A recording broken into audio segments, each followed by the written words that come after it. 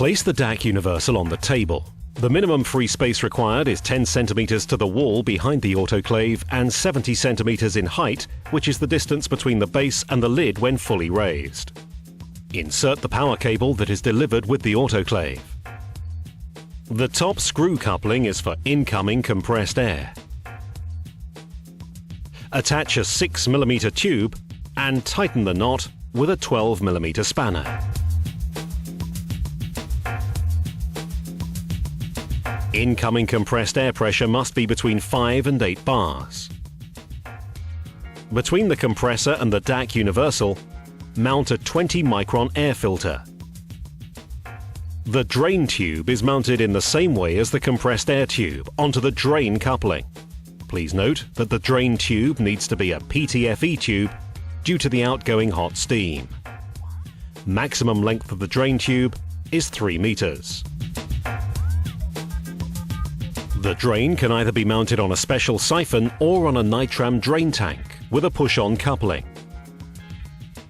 As an alternative to the manual refilling of the water tank, it is possible to connect the DAC universal to a water treatment system that produces high-quality, demineralized water with a maximum of 3 microsiemens.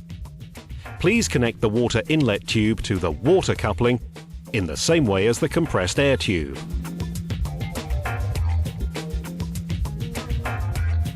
Between the water treatment system and the DAC universal, a 20-micron water filter needs to be mounted.